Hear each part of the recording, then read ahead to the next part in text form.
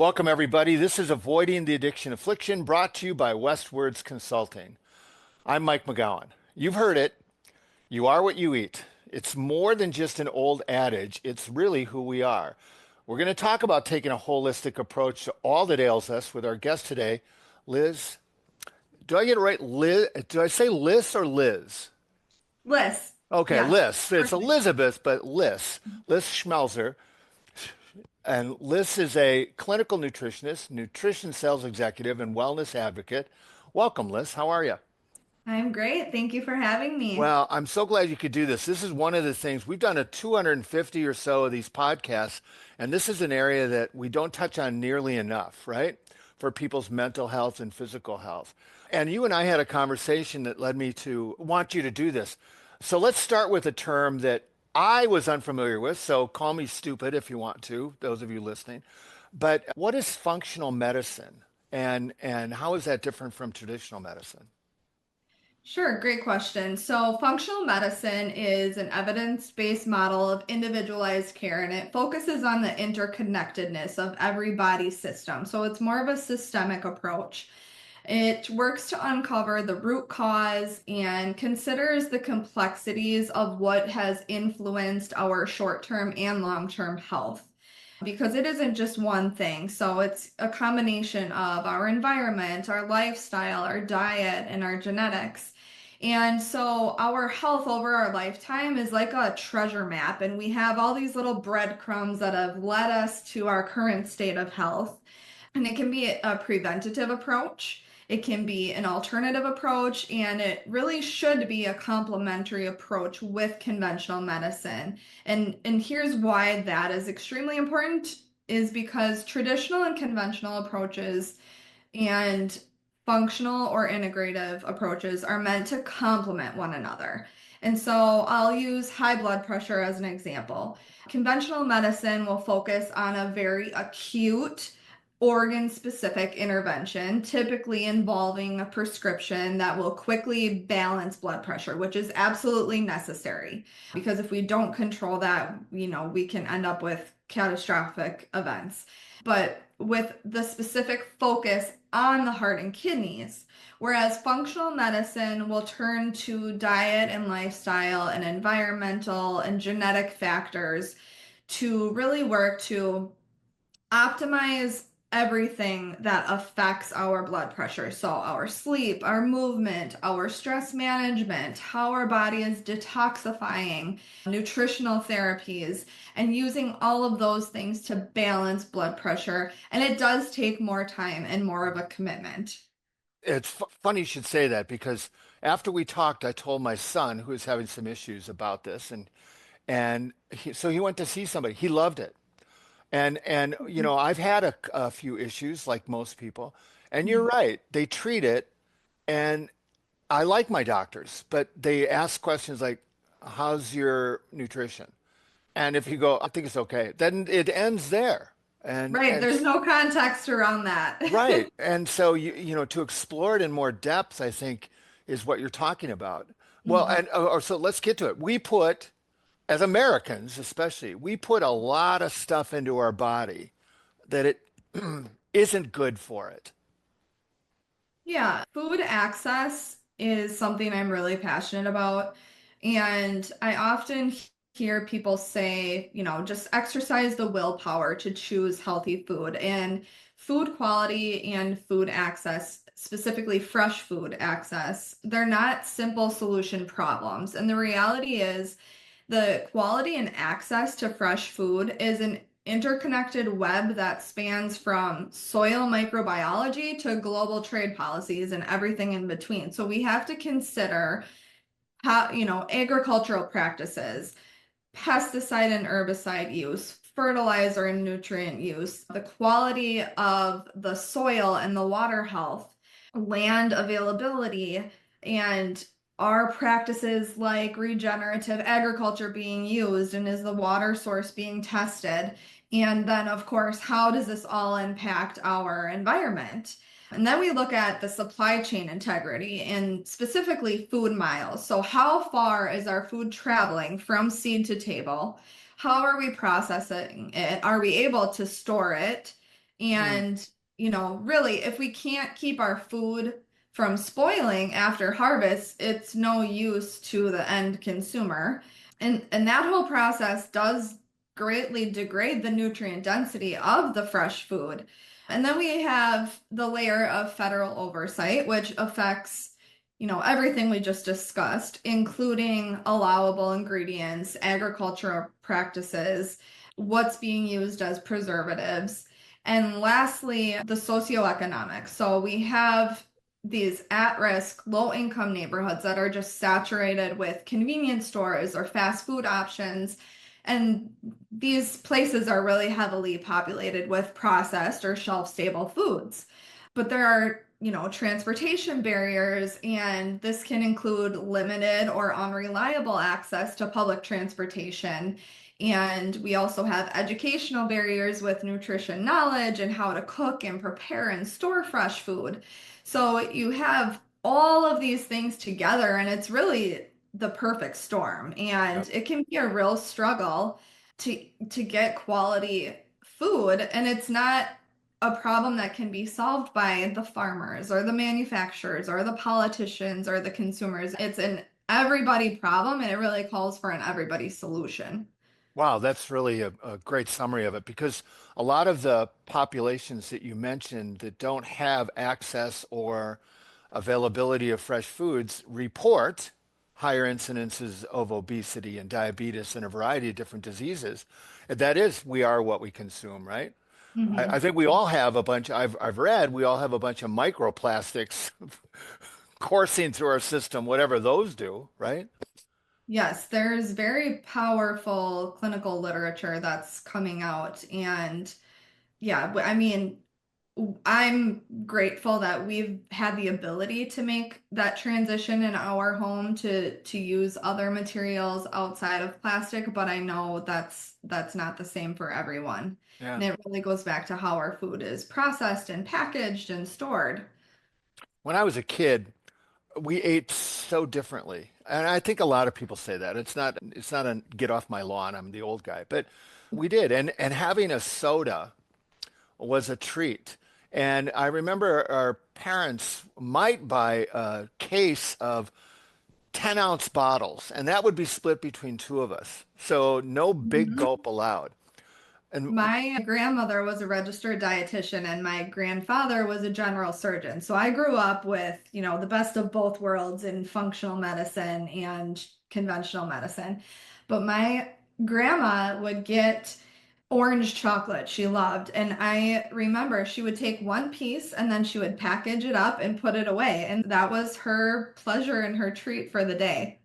yeah, I love when you go into a store now, they have the bigger bars, right? The bigger chocolate, and they say sharing size. I'm like, Yes. share with who? I ain't sharing this with nobody. Right? Yeah. It's like, come on. Or the other one that cracks me up is when you see a bag and it's like number of servings per container. Okay, Mhm. for most people, the minute you open a bag, that goes down to one. So there's Right. one serving per container, no matter what they say. Right. We put a lot, and I know people, this is the other one I wanted to get to.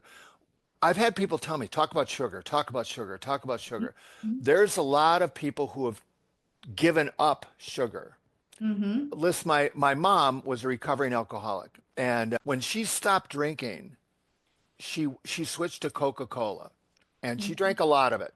And she used to, early in her recovery, dump teaspoons of sugar into the Coca-Cola.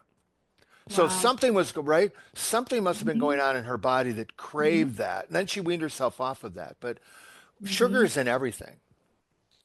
Yeah, I'm really glad you brought this up because sugar is so powerful. And I feel almost guilty and a parody discussing this on the heels of Easter after I just ate my weight in jelly beans. Right. But, of course, we're talking about refined sugar, so not naturally occurring sugars. And these are often referred to as added sugars.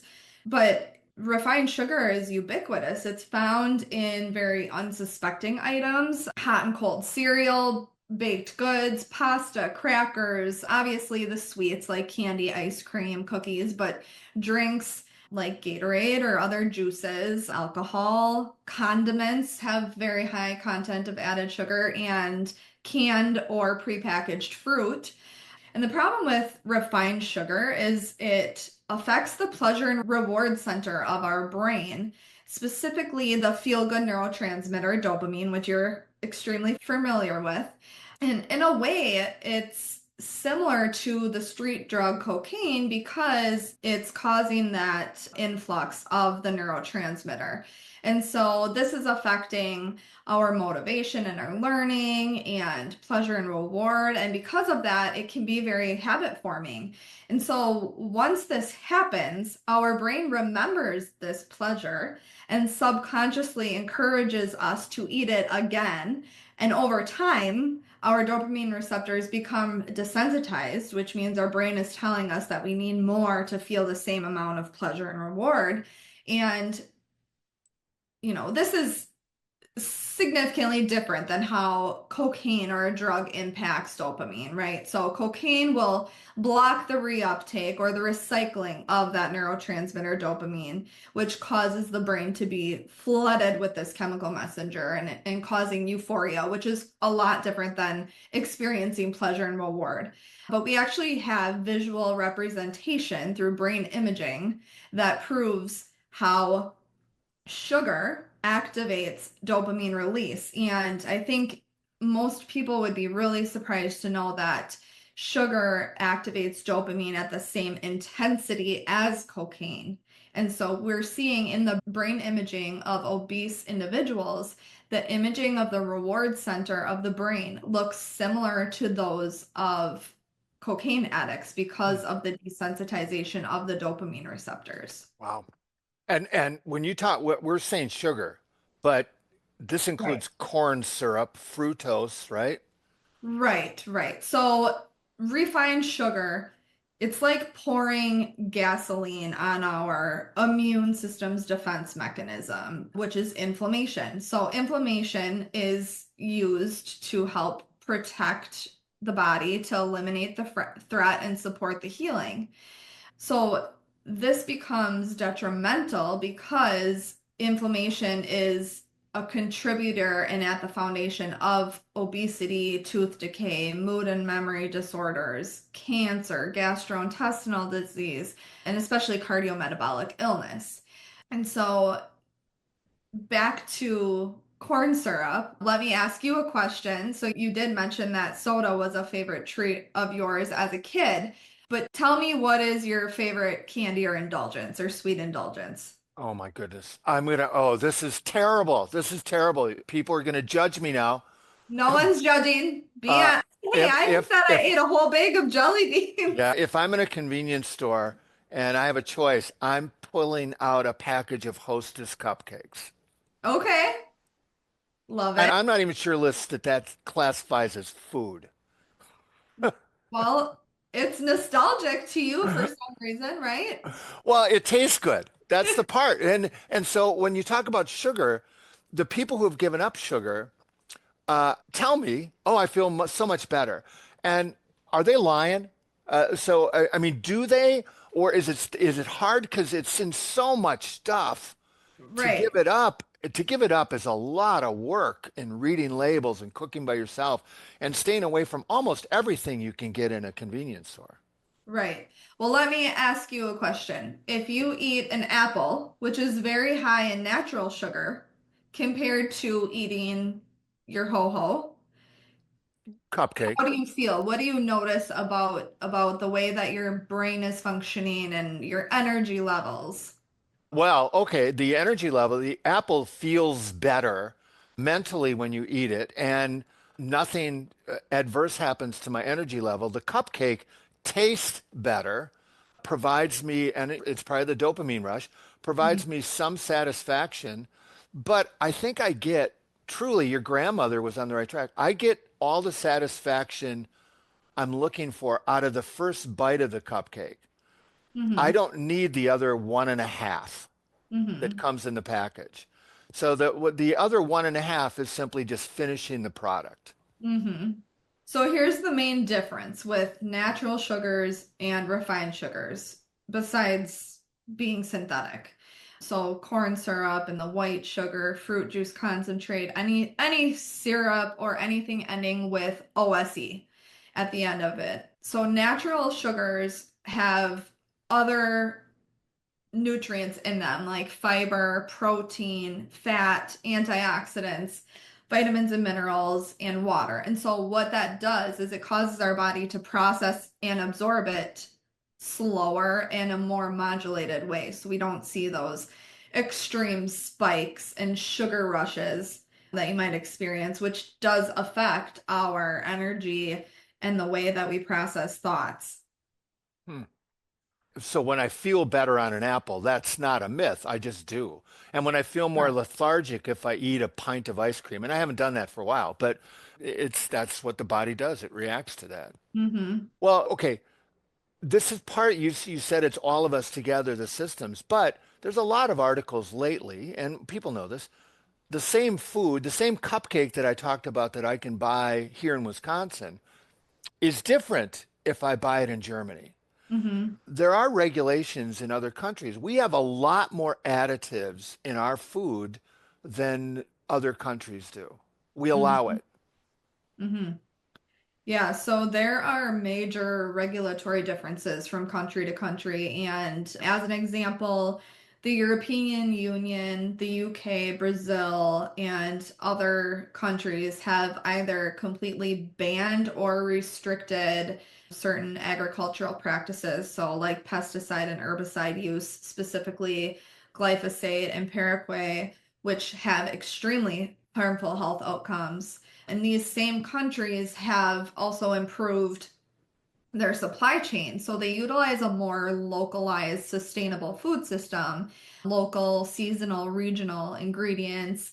And what this does is it reduces food miles, it reduces food waste, but it also improves nutrient density in the food that they're consuming. So examples would be supporting local farmers and growers, using food markets or farmer markets, and then also doing food co-ops. So they're pooling the resources. And then, furthermore, these same countries have federal oversight that recognizes and restricts or bans the detrimental health effects of ingredients like the synthetic food coloring and sweeteners because of the health risks. So, thankfully, recently the FDA announced the phasing out and discontinuation of 8 synthetic food dyes because of the links to cancer and dementia and other focus related disorders. So I'm hopeful that we'll start to see a trend in that direction. You know, we both have, well, I saw you last at a school, and I spent a lot of time in schools, and those people who cook lunch for the kids do an Mhm. incredible job because the money they get per pupil is so low. I have no idea how they serve anything I other know than they're the so trays it on. creative with their Right. recipes and absolutely. So this starts when you're young, not just what you consume, but the messages you get. And so we're talking about a lot of environmental factors, right? It's Mhm. socioeconomic, where you grow up, the messages that you get about health. That all goes into functional medicine, I would think. Yes, I mean, there's astounding research proving that if we make an impact at the youth level, that we can create generational change. Because when kids come home with all these tools, they're sharing that with their parents, with their Yeah. grandparents, with their aunts and uncles. So it's super important to make an impact at the children youth level. That's funny you should say that. I'm grinning because when I've done a lot with drug prevention, right? And so back 20 some years ago, we did a lot on cigarettes. And we collectively, it's stunning. Almost no kid. Now, I don't want to talk about vaping, but almost no kid in high school smokes now. It's just Right. so amazing. And I would get older people coming up and saying to me, "Oh, those damn schools." Because the kids were coming home and saying to their grandma, "Why are you smoking?" And it motivated are you raising your hand? Did you actually do that? I have a memory that I just shared with my family at Easter. My grandma smoked Winston's and Is this the same grandma who was? no, no, Oh, no. okay. This is my other Okay. this This is isn't my dad's chocolate grandma. mom. Right. Okay. Go Yeah. ahead. But it was Red Ribbon Week at school. I was in elementary school and we were given a piece of paper and it was a contract and we were supposed to find a family member or a friend and have them sign it that they would agree to quit smoking for 24 hours. And I immediately thought of my grandma. I was so excited to bring this to her to sign it. And I was standing on her porch, so proud, handed her this piece of paper, and she ripped it in front of my face. So, Yeah. I mean, that just shows you the power of addiction. Yeah, but a lot of those people ended up stopping at some point, and they would say it's because of my grandkids, it's because of my kids. And so I think that that is a strong message.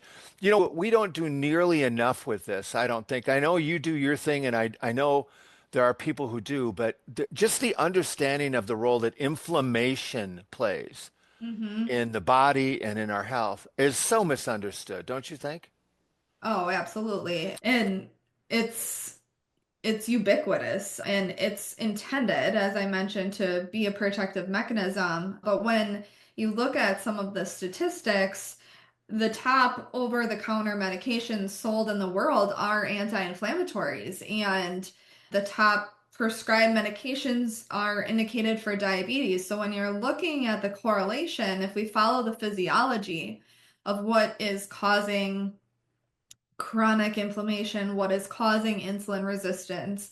And not to oversimplify it, but insulin resistance is predominantly chronic low grade inflammation, and it's caused by a number of things, but excess refined sugar intake, physical inactivity, one of my personal favorite topics, the microbiome and imbalances of the microbiome, poor sleep hygiene, stress imbalance, and toxin exposure and genetic predisposition. But when you look at that list, 6 out of the 7 we have some level of control over.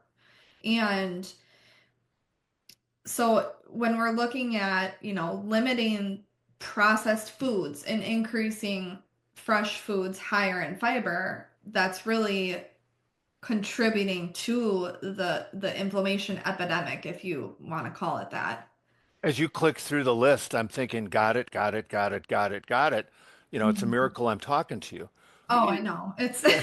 easier said than done, right? Yeah. Well, since you talked about it being a favorite topic, people are going, whoa, whoa, whoa, whoa, what is that? Talk about the microbiome. Yeah, so the microbiome is the trillions of bacteria that live in our intestines and our gut. And it's really shaped by our diet. So you said the cliche, we are what we eat.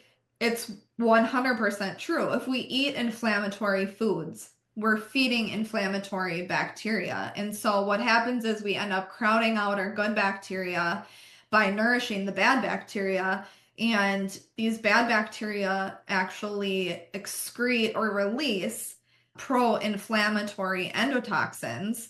And one that listeners may have heard, LPS or lipopolysaccharides, triggers systemic inflammation, and it also blocks insulin signaling and leads to glucose intolerance and affects our brain function and our emotion.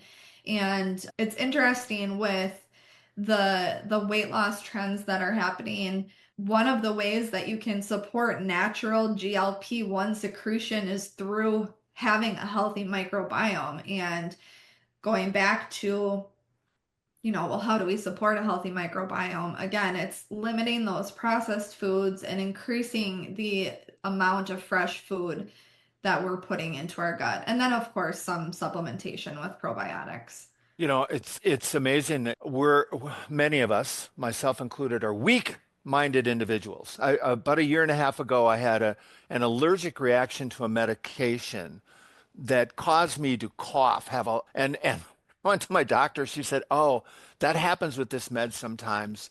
The cough will go away in about 6 to 8 weeks." And I'm like, "Oh my gosh, Wow. I talk for a living." And she Right. said, "If you stay away from these things, it will help your cough." And then, whatever. And it did.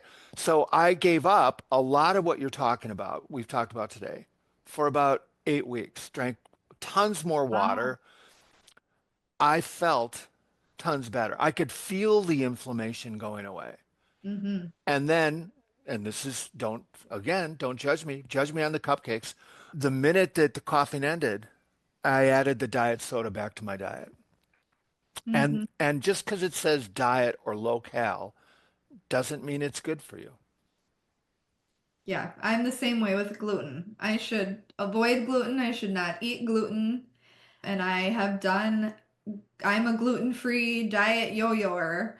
But there's certain instances, like when my mother-in-law makes her amazingly delicious dinner rolls, like I am eating one of those dinner rolls. Hmm. Hmm.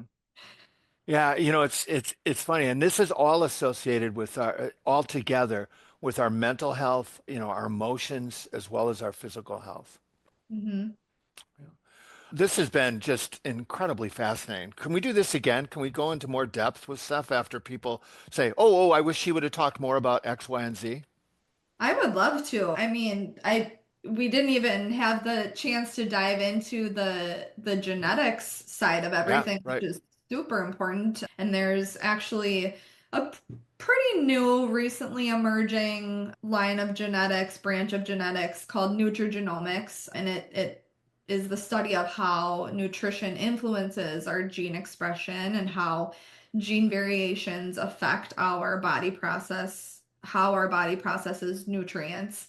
And so that information is critical with treatment plans and developing nutrition plans. So yeah, I would love to dive into that more. Yeah, that would be great. And we started this off the air. I talk to people, those of you who listen, and we were talking about the fact that there's a lot of recovering people that I know who consume a tremendous amount of caffeine. And I would like to talk more about that as well, Hmm. because young people are consuming an abnormal amount of caffeine, right?